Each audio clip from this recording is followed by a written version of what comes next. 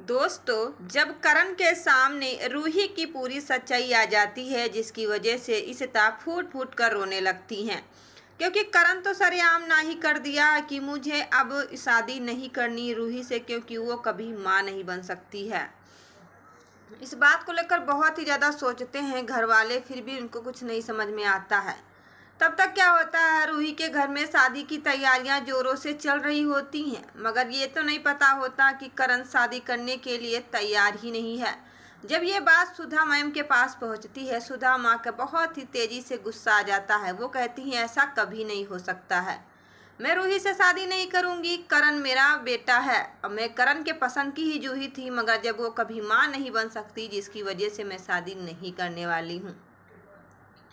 ये बात सुनकर बहुत ही ज़्यादा एक्साइटेड हो जाती है और उनको समझ में भी आ जाता है। वो कहते हैं कि एक नहीं, मैं बार बार कहता हूँ, फिर भी आप लोगों को नहीं समझ में आता है, तो मैं क्या ही करूँ।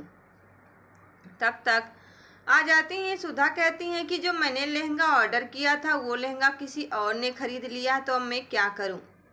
कहती हैं मुझे उस आदमी से बात कराओ जिसे मैं पैसा देकर आई थी। मेरा लहंगा बुकिंग हो चुका था, तुम ऐसे लहंगा को कैसे बेच सकती हो। कहने लगती सॉरी मैम, उसी का दूसरा पीस बन जाएगा, मगर वो लहंगा अब बिक चुका है। सुधा का गुस्सा बहुत ही तेजी से बढ़ जाता है। सुधा कहती हैं कि मुझे नहीं समझ में आ रहा कि तुम लोग ऐसा कौन सा रहस्य रच रहे हो। मैं कुछ भी नहीं कहना चाहती हूँ, आप लोगों को कैसे बताऊँ। तब तक करण और सुधा आपस में बात करते हुए काफ़ी ज़्यादा खुश हो जाते हैं, मगर दूसरा लहंगा का ऑर्डर दे देते हैं। तब तक क्या होता है, रोमी आ जाता है अपने घर में और कहने लगते हैं कि ये तुम्हारे चाचा आए हुए हैं। आखिर में बात कर रही होती हैं सितारा, रमन और पूरा परिवार। कहने लगते हैं कि रूही की शादी है, बहुत ही ज़ोरदार से तैयारी करना है। रूही कहती हैं ये शादी की तैयारियां आप बंद करो, जब मैं माँ नहीं बन सकती तो करण मेरे से शादी भी नहीं करेगा। रमन कहते हैं बेटा, कोई ना कोई सोल्यूशन जरूर निकल आएगा, आपको ऐसे टेंशन लेने की ज़रूरत नहीं है, मैं हूँ ना, सब कुछ अच्छा ही हो जाएगा। जिसकी वजह से बहुत ही ज़्यादा सोचते हैं और घर वालों को पता चल जाता है, मगर कहने लगते हैं चलो मुझे यहाँ से कुछ तो करना ही पड़ेगा। यही सच्चाइयों का सामना करते हुए बहुत दूर तक निकल जाते हैं, मगर कहने लगते हैं कि अब मैं क्या करूँ। आखिर में इशिता तब तक कमरे में जाती है, बहुत ही ज़्यादा फूट फूट कर रोने लगती। कहती हैं आज हमारी बेटी की शादी का दिन नज़दीकियाँ आ रही हैं, मगर वो तो सच्चाई खुलेगी तब क्या ही करण अपनी तरफ से जवाब देगा। मुझे बहुत ही घबराहट हो रही है रमन, कोई तो ज़रूर सोल्यूशन निकालो।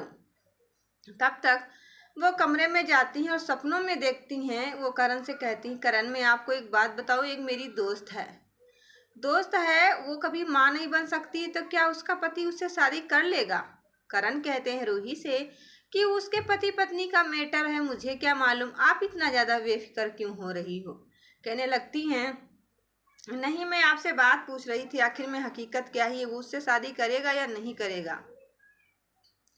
कहने लगते नहीं, आप चुप रहो, मुझे सब पता है। और ऐसे चुप होने के लिए बहुत ही एक्साइटेड हो जाती हैं, मगर तब तक वो सपनों में देखती हैं कि सच में करण शादी ना ही कर देते हैं, जिसकी वजह से रूही बहुत ही फूट फूट कर रोने लगती हैं। करण के गले मिलती हैं। करण कहता है आई हेट यू, मैं आपसे नफरत करता हूँ और शादी भी नहीं कर सकता हूँ, तुम मेरी ज़िंदगी से बहुत ही दूर चली जाओ, मुझे आपसे कोई भी लेना देना नहीं है।